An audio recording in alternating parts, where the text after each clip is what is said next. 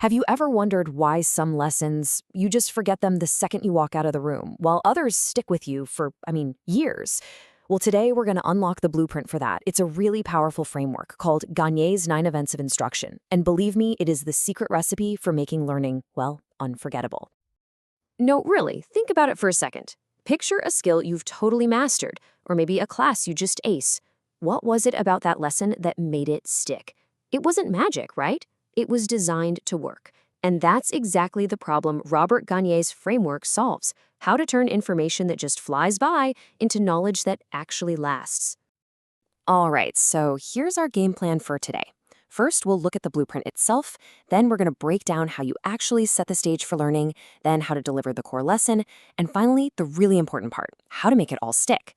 We'll even touch on why this classic framework is, believe it or not, more relevant today than ever. So let's dive in. Okay, so let's start with the big picture. What exactly is this master blueprint we're talking about?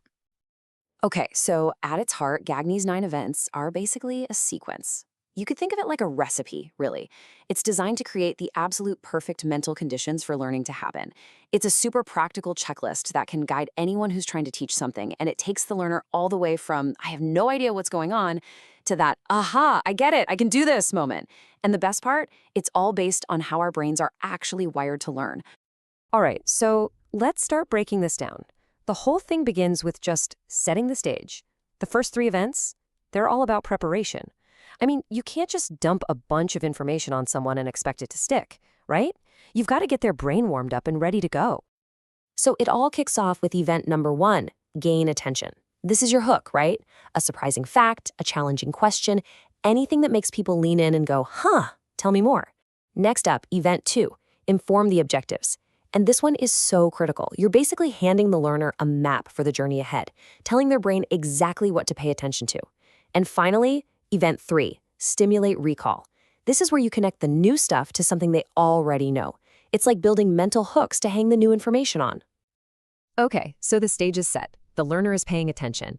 Now we get to the heart of it, delivering the actual content. So event 4 is presenting the content. Now this seems pretty obvious, but the real key here is variety. Using different visuals, text, maybe some activities to get the point across. But here's the really crucial follow-up. Event 5, provide learning guidance. See, it's not enough to just show the information. You have to actively help the learner process it. This is where you bring in things like analogies, metaphors, or charts to build those bridges between the new idea and what they already get. You're not just a presenter anymore. You're a guide. All right, this next phase, this is where the real learning happens. It's not enough to just see it or hear it. You have to do it. These last 4 events are all about practice, getting feedback, and making sure that knowledge actually sticks around for the long haul. And that brings us to event number 6, elicit performance. Yep, in other words, it's time to stop talking and time for the learner to start doing. This is where you ask the learner, okay, show me what you've got. But there are different levels of getting it, right? You've got what we call lower order thinking. That's just basic recall, like remembering a definition. But the real goal, the good stuff, is higher order thinking. That's where we push for more. Can you actually apply this new knowledge? Can you analyze a problem with it? Or even better, can you create something new using it? Now that's the real test of learning. Now, as soon as that learner tries something out, the very next step has to happen right away. And that's event number 7, provide feedback. And this might be one of the most important steps in the whole process. Because here's the thing, not all feedback is created equal. There are different types, each with its own job. You've got confirmatory feedback, which is just that simple, yep, you got it, that builds confidence. Then there's evaluative feedback, which is more like, here's how you did compared to the goal. But then it gets really interesting. Look at remedial feedback. It doesn't just give the answer, it gives a clue to help the learner figure it out themselves. And maybe the most powerful is descriptive feedback, which offers specific, actionable tips on how to improve. The absolute best teachers and trainers, they use a mix of all of these to guide people perfectly. Okay, now it's time to lock in all that learning with the last 2 events. Number 8 is assess performance. This is your more formal check-in. The quiz, the project, the final test. It's how we verify that the learning goals were actually met.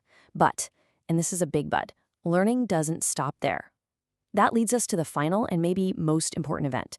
Number 9, enhance retention and transfer. Look, the goal isn't just to pass a test. It's to be able to use the skill out in the real world.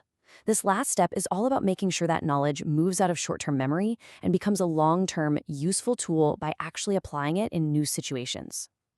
So you might be thinking, this framework was developed decades ago. We're in a world with AI, with all this crazy new technology, so why are we still talking about it? Why has it lasted so long?